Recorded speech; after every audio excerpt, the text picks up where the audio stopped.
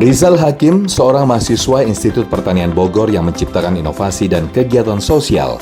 Anak muda ini menjadi koordinator proyek dalam pengembangan Mastion atau Mastitis Detection, suatu alat berbasis elektrik optical sensor yang dirancang untuk mendeteksi penyakit mastitis atau penyakit yang sering menyerang sapi perah dan berdampak langsung pada kualitas serta kuantitas susu. Penemuan Rizal tentu sangat bermanfaat bagi peternak sapi perah. Rizal juga mendirikan bimbingan belajar, sebuah program sosial pendidikan gratis untuk siswa kurang mampu. Program ini merupakan bagian dari proyek sosial penerima Bright Scholarship yang terinspirasi dari pengalaman pribadinya saat kesulitan mengikuti bimbel atau les karena keterbatasan biaya. Seperti apa kisah inspiratif Rizal? Saksikan dalam Sah Selalu Ada Hikmah bersama Koh Dennis Lim.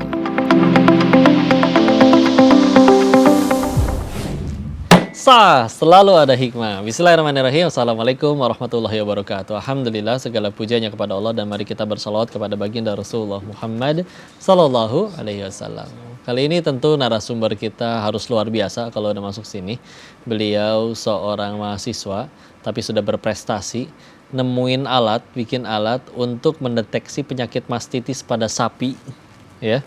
Namanya Mastion. Dan juga mendirikan bimbel gratis buat ngebantu teman-teman yang pengen masuk kampus idamannya, ya, gratis, Masya Allah. Kita langsung ngobrol aja kepada beliau, ya. Ini masih kuliah loh, ya. Assalamualaikum warahmatullahi wabarakatuh. Waalaikumsalam, Pak. Kang Rizal Hakim. Ya, Rizal Hakim, betul. Masya Allah, panggilnya Kang Rizal, ya. Betul. Asli Rizal. Bogor nih. Asli Bogor, cuman lahir di Bekasi sih. Oh gitu. Tapi besar dari SD sampai SMA sampai kuliah di Bogor. Alhamdulillah. Kita izin tanya-tanya, ya. Siap. Masya Allah. Ini gimana awalnya bisa nemuin tadi alat untuk mendeteksi mastitis pada sapi itu? Ya, Dan emang kalau sapinya mastitis itu emang kenapa gitu? Bahayanya apa? Orang bahkan masih ada yang nggak tahu mastitis itu apa. Iya. Jadi awal itu ketika aku di tingkat awal dapat tugas dari dosen untuk kunjungan ke peternakan sapi perah di Bogor. Dan aku ngeliat di sana kok produksinya nggak seoptimal yang diajarkan dosen ya.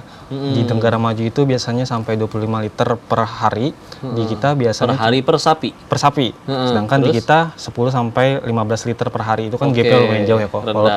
Walaupun memang ada pengaruh dari iklim dan sebagainya. Namun setelah saya pelajarin, setelah saya diskusikan bersama dosen, ternyata ada satu penyakit yang jadi permasalahan utama di peternakan sapi perah, yaitu mastitis. Jadi mastitis itu peradangan ambing dan disebabkan biasanya dari sisa susu yang tidak sampai habis di perahnya.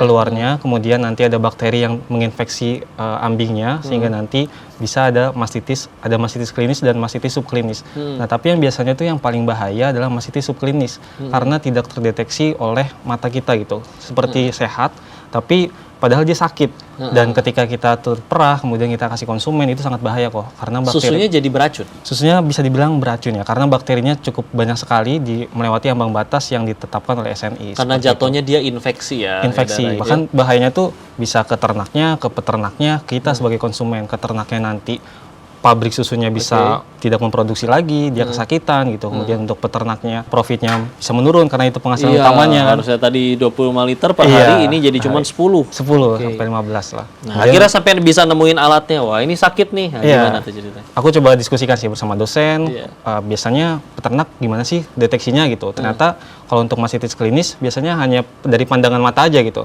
Dan itu kan jadi tergantung subjektivitas ya. Dan kemudian ada satu alat lagi untuk subklinis menggunakan CMT namanya. Bayangkan kalau misalkan ada 20 sapi, 50 sapi, itu kan akan makan banyak waktu ya. Dan lagi-lagi melihatnya dari segi warna, lagi-lagi subjektivitas. Makanya kita diskusikan bagaimana caranya objektif dan efisien untuk peternak. Aku diskusi juga dengan temanku dari perangkat lunak. Ternyata ada teknologi IoT, teknologi machine learning untuk melihat, mendeteksi mastitis lebih objektif, seperti itu kok. Gimana cara kerjanya atau bentuk alatnya kayak gimana? Jadi kita ada dua alat saling terintegrasi, ada Mastion Cam sama Mastion VT. Untuk Mastion Cam dia mendeteksi secara otomatis di kandang, berjalan sendiri di kandang, dan dilihat di scanning sapi-sapi mana saja yang terindikasi mastitis dan sapi mana saja yang tidak mastitis. Robot otomatis. Robot gerak sendiri, dia otomatis. Keliling sendiri. Betul. Dan dia nanti nyamperin sapinya satu-satu, ngecekin. Scanning pakai machine learning. Karena sebelumnya kita latih menggunakan data-data yang ada di peternakan, kemudian kita pakai data sekunder juga di internet. Jadi si robotnya sudah hafal gitu. Mana sapi yang mastitis, mana sapi yang tidak mastitis. Tingkat akurasinya? Kemarin kita coba di sekitar 78 sih, 78%. Karena masih teknologi terbaru, jadi memang masih banyak sekali pengembangan yang harus dilakukan. Tapi untuk memperkuat, jadi tadi ada 2 alat, Mastion Cam dan Mastion VT. Untuk Mastion VT, kita mendeteksinya menggunakan nilai konduktivitas yang ada di dalam susu.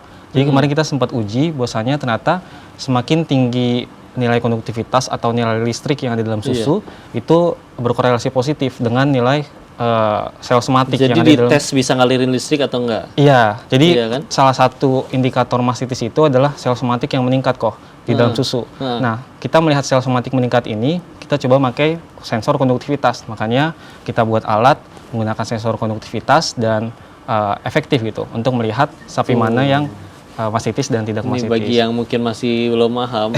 Jadi kan cairan itu bisa mengalirkan listrik, disebutnya konduktor. Nah, ini ternyata tingkat dia bisa ngalirin listriknya itu nanti akan berbeda kalau misalkan si susunya itu keluar dari yang mastitis sakit. Nah, itu bisa dideteksi ternyata. Ditemukan ilmunya. Masya Allah. Dan alat yang dibuat oleh Kang Rizal ini sudah dipatenin kah? Dan juga selama ini udah disebar nggak untuk supaya akhirnya jadi banyak yang menggunakan di setiap peternakan? Untuk di paten, alhamdulillah kita dapat dukungan juga dari IPB kemarin, dibantu untuk pendaftaran paten dan sekarang sudah terdaftar di paten. Haki, paten dan lainnya yang kita perlukan itu sudah kita amankan. Kemudian sebenarnya sempat dari sebuah perusahaan ingin mengkomersilkan produk kita, namun kemarin karena kita bentrok dengan kegiatan Pekan Ilmiah Nasional, kita harus lomba di Surabaya. Kemudian kita harus juga mengikuti kegiatan kuliah sehingga kita keep dulu kemarin karena kemarin ada beberapa pertimbangan sehingga apabila sekarang ada perusahaan yang ingin berkolaborasi kembali, kita sangat terbuka lebar sih kok. Cuman kemarin sebenarnya kita bilangnya kita mau Pekan Ilmiah Nasional dulu nih, nanti setelah pulang dari sana coba kita follow up lagi. Tapi ternyata perusahaan tersebut sudah berubah pikiran mungkin ya. Seperti itu. Gak apa-apa.